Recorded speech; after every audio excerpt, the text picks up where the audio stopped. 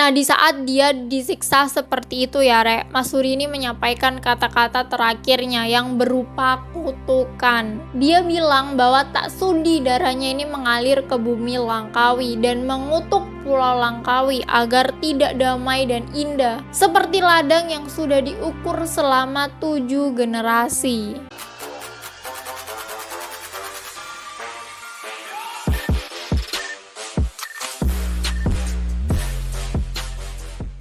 Halo Re, selamat datang di channel aku lagi ya, dan terima kasih udah klik video ini. Hari ini aku akan ajak kalian membahas tentang salah satu kisah yang sangat terkenal banget di negeri tetangga kita, yaitu Malaysia. Kisah ini tuh ya dikenal dengan sebutan Sumpahan Mas Huri. Mungkin nih kalian pernah dengar tentang Pulau Langkawi.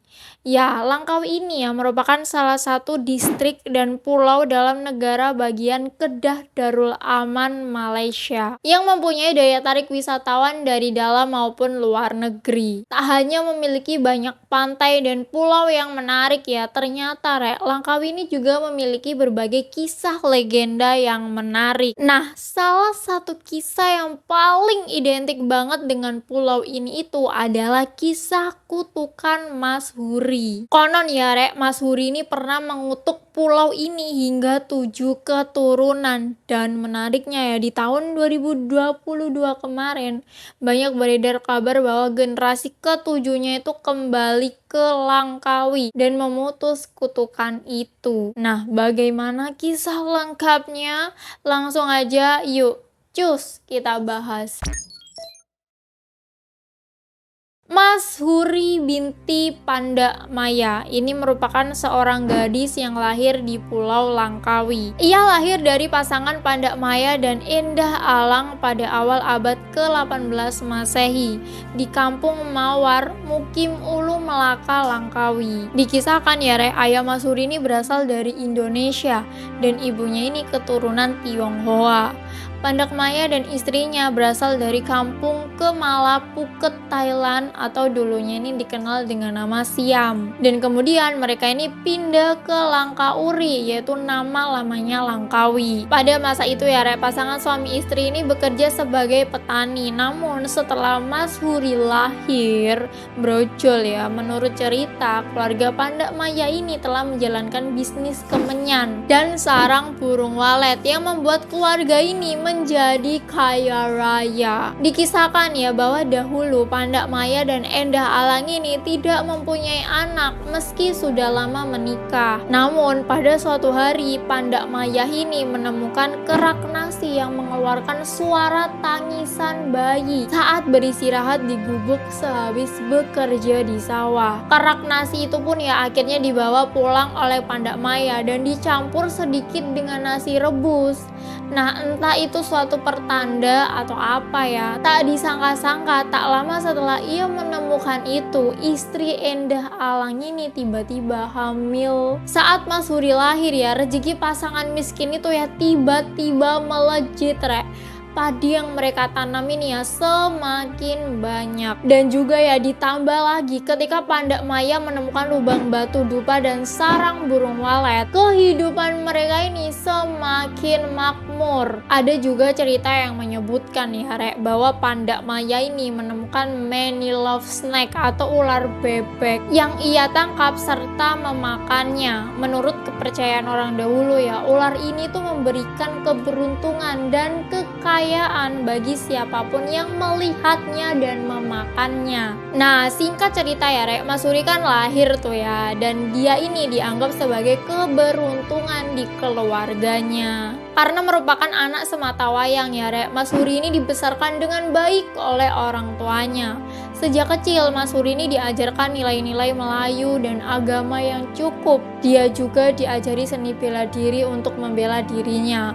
Mas Huri ini ya tumbuh sebagai darah pingitan yang dikenal karena sifat dan kepandaiannya yang luar biasa. Nah, hingga akhirnya nih ya, ia ini tumbuh dewasa. Sifat kewanitaannya ini ya semakin terlihat. Ia ini mempunyai paras yang cantik, lembut, baik, dan sopan seperti gue, yang membuat dia ini ya akhirnya semakin dikenal banyak orang. Ketenaran Mas Huri ini ya tidak hanya tersebar di kampung Mawar dan Mukim Ulu Melaka tempat tinggalnya, tetapi juga di seluruh Pulau Langkawi. Selain menjadi pujaan banyak pihak, ada juga beberapa pihak yang iri dengan kepopulerannya Mas Huri ini, khususnya kaum Hawa. Ya istilahnya kalau ada Wulan Guritno ke kampung elu, yaitu pasti rame banget tuh desa ya. Nah, di antara mereka yang jatuh hati pada Mas Huri ini ya ada pria yang cukup menarik perhatian banget, yaitu Wakil Sultan Kedah Langkawi bernama Datuk Peker Majaya Wan Yahya, yang kala itu sudah mempunyai istri yaitu Wan Mahora. Adik Wan Yahya yaitu Wan Darus ini menentang akan hal itu karena juga memiliki keinginan yang sama agar rumah tangganya tidak goyah ya, dan untuk menjaga nama baiknya sebagai penguasa,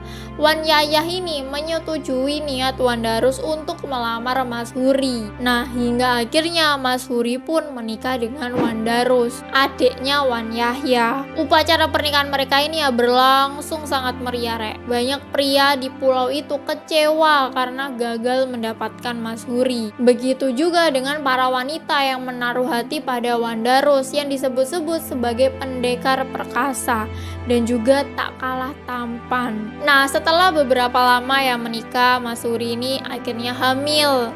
Ketika Mas Huri ini mengandung anak pertamanya, hubungan antara Kedah dan Siam ini semakin suram. Jadi Kedah itu kerajaan yang ada di Malaysia gitu dan Siam ini yang Thailand. Nah, Siam ini yang mulai menaklukkan bagian utara Kedah yang akhirnya menyebabkan perang. Yang Mulia Sultan ini memerintahkan semua pejabatnya untuk mengumpulkan panglima untuk membela negara. Datuk Peker Majaya ini yang mengimbau masyarakat Langkawi untuk berkumpul membantu tentara Kedah yang sedang berperang, termasuk Wan Darus, suaminya Mas Huri. Dengan rasa terpaksa ya mau tidak mau, Mas Huri ini harus melepaskan suaminya untuk pergi berperang. Mas Huri yang saat itu terlantar ini memutuskan pindah ke rumah orang tuanya karena dia kan sedang hamil ya Nah, singkat cerita, setelah beberapa lama menunggu suaminya, suatu hari nih ya ada seorang imigran bernama Daramang mendarat di pantai Langkawi. Ada cerita yang menyebutkan dia berasal dari Batubara Aceh, dan ada juga yang mengeklaim dia ini berasal dari Sumatera. Daramang ini ya dipekerjakan oleh Pandak Maya untuk membantunya bertani. Selain rajin dan pekerja keras ya, Daramang ini juga memiliki bakat khusus, yaitu kemampuannya menyanyi dan menulis puisi. Hampir setiap malam banyak warga desa yang berkumpul di rumah Pandak Maya untuk mendengarkan tarian dan puisi yang dibawakan oleh Daramang. Saat itu ya keluarga Pandak Maya ini menjadi buah bibir di seluruh pelosok Langkawi karena si tingkah laku Daramang ini. Nah, di awal kan keluarga Mas Huri ini terkenal karena kaya raya dan juga sosok Mas Huri yang cantik dan pandai ya, yang membuat dia selalu diberi keberuntungan. Nah, tapi ketenaran yang kali ini beda bukannya beruntung ya, justru ketenaran itu membawa petaka bagi Mas Huri. Kabar tentang Daramang yang bekerja di keluarga Mas Huri ya ini tak sengaja didengar oleh Wan Mahora, yaitu kakak iparnya. Wan Mahora yang sudah lama menyimpan dendam di hatinya kepada Mas Huri ya ini melihatnya sebagai peluang yang tidak boleh ia lewatkan. Wan Mahora ini yang menghasut suaminya Datuk Peker Majaya Wan Yahya untuk menyelidiki Mas Huri. Pada awalnya ya Wan Yahya ini menghiraukan gitu ya, namun karena desakan istrinya ia pun mulai mengamati aksi Mas Huri, dan hingga akhirnya rencana Wan Mahora ini berhasil Kebetulan ya suatu hari Daramang ini kepergok masuk ke rumah Mas Huri di saat Mas Huri ini juga berada di rumah. Nah, seketika itu ya Mas Huri ini langsung kayak dituduh oleh masyarakat bahwa dia ini selingkuh gitu ya dengan Daramang. Saat itu ya Mas Huri ini mencoba membela dirinya, tapi ia ini tetap dibawa ke tempat hukuman dan diadili. Mas Huri dan Dramang ini ya ditangkap dan dihukum mati oleh iparnya sendiri, Dato Peker Majaya, karena hasutan dari istrinya. Uler memang tuh si Wan Mahora ya. Dan tanpa menunggu Wanderus kembali Mas Huri dan Dramang ini ya dibawa ke Padang Matsirat, pusat Langkawi saat itu, untuk divonis. Mas Huri ini ya diikat di batang pohon dan ditusuk dengan tombak. Menurut legenda ya, tombak yang digunakan ini tidak bisa menembus tubuh Mas Huri. Akibat disiksa ya, Mas Huri ini mengungkapkan bahwa dia ini hanya bisa ditusuk dengan tombak sakti. Ada yang mengatakan bahwa senjata itu adalah keris milik nenek moyangnya yang ditemukan di balok rumahnya. Nah, di saat dia disiksa seperti itu ya Mas Huri ini menyampaikan kata-kata terakhirnya yang berupa kutukan. Dia bilang bahwa tak sudi darahnya ini mengalir ke bumi Langkawi dan mengutuk Pulau Langkawi agar tidak damai dan indah seperti ladang yang sudah diukur selama 7 generasi. Terlepas dari bujukan dan permohonan orang tua Mas Huri ya, hukuman ini tetap dilaksanakan dan Mas Huri dibunuh tanpa dosa yang dituduhkan. Menurut legenda ya, Mas Huri ini menumpahkan darah putih yang menandakan bahwa ia tidak bersalah, karena sebelumnya dia kan bilang bahwa ia tak membiarkan darahnya itu jatuh ke tanah. Dan sementara itu ya, Dramang juga kemudian dibunuh meski dia juga bertindak kasar. Mas Huri ini ya dimakamkan oleh orang tuanya di samping harta tebusan yang ingin mereka gunakan untuk menebusnya. Mas Huri ini disebutkan meninggal pada tahun 1819 Masehi atau setara dengan 1235 Hijriah.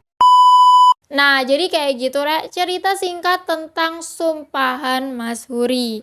Nah, dari sini mungkin kalian punya pemahaman ya bahwa Allah ini kan cuma cerita rakyat, itu mah mitos belaka, mana mungkin beneran terjadi. Ya mungkin bagi generasi sekarang cerita-cerita kayak gitu dianggap mitos ya. Tapi nih ya, entah ini kebetulan atau gimana ya pulau ini itu dulunya mempunyai cerita yang sangat kelam, di mana itu dipercaya merupakan kutukan dari Mas Huri. Nah, bagaimana tuh kisahnya? Langsung aja yuk, cus kita bahas.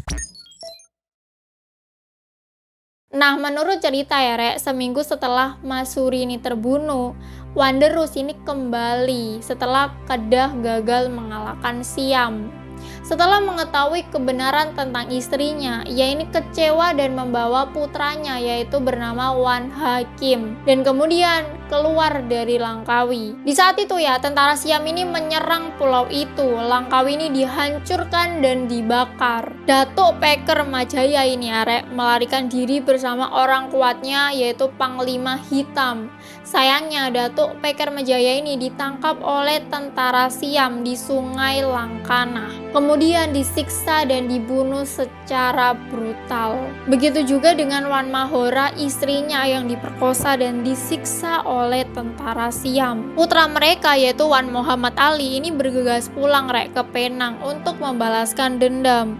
Kesuksesannya ini mendorong Sultan untuk mengangkatnya sebagai penerus ayahnya. Namun ya saat anaknya ini bertatah, Pulau Langkawi ini tidak pernah makmur karena pembajakan dan kejahatan berat. Dan juga ya menurut warga asli Langkawi yang merupakan peneliti sejarah Mas Huri yaitu Saidin Mat Isa, dia mengatakan bahwa dahulu kala seperempat wilayah daratan Langkawi ini ya benar-benar seperti padang pasir atau lapangan yang luas. Daerah itu ya tidak banyak pohon dan tidak ada rerumputan yang tumbuh, malah dipenuhi pasir putih. Baru setelah tahun 1960-an pasir putih itu mulai menghilang dan rerumputan ini mulai tumbuh.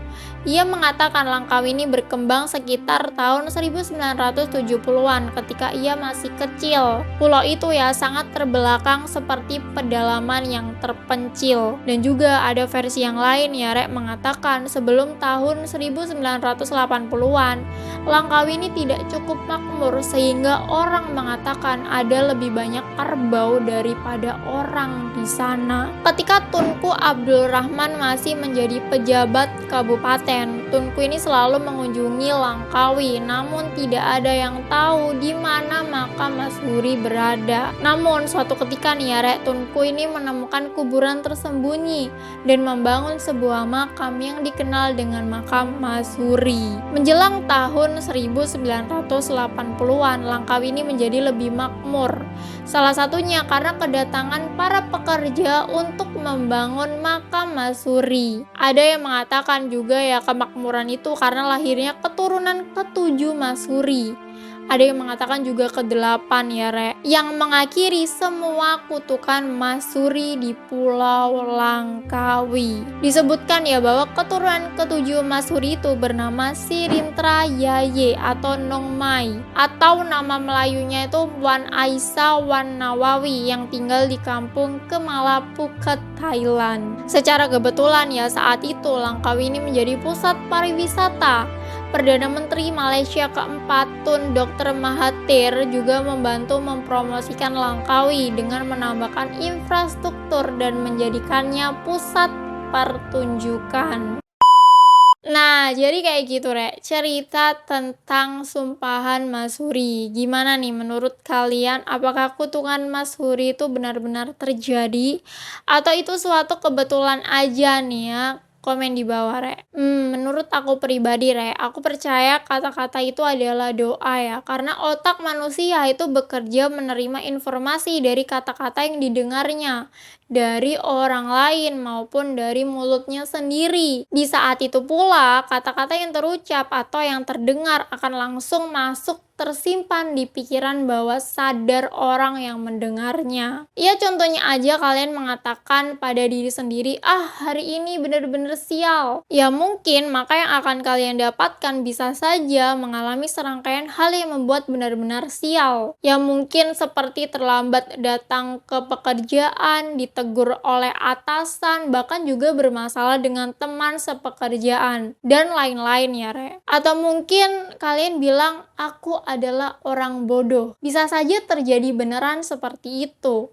Karena logikanya ketika kalian percaya kalian bahwa bodoh, ya udah kalian kayak udah pasrah aja gitu kan. Kalian nggak mau berusaha untuk menjadi lebih baik. Tapi kalau kalian berkata aku pintar, ya meskipun kalian belum bisa ya, tapi kalian kan berusaha untuk menjadi lebih pintar. Ya bisa saja dengan usahamu itu kalian akan menjadi pintar dan lain-lain, itu semua bisa terjadi gitu loh. Namun untuk kasus Mas Huri tadi Re, itu kuasa Tuhan sih ya, karena aku juga percaya sih semua yang ada di alam semesta ini itu terhubung dengan Tuhan. Dan juga kembali lagi Re, ini itu kan cerita rakyat, jadi bisa saja itu dilebih-lebihkan, diubah, atau mungkin karangan aja. Ya intinya diambil manfaatnya aja lah ya. Oh ya Rek, BTW cerita Mas Huri ini sebenarnya banyak banget versinya, dan ini aku rangkum secara garis besarnya. Mungkin kalian yang pernah dengar cerita ini tapi berbeda dengan kisah yang aku ceritakan, yaitu nggak apa-apa Rek, yaitu kembali lagi ke kalian mau percaya versi yang mana. Ya jadi kayak gitu Rek cerita kali ini. Kalau ada salah kata dan informasi, terbuka banget diskusi di kolom komentar.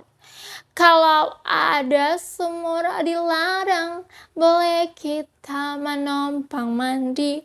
Kalau ada umurku panjang, boleh kita bertemu lagi. Dadah!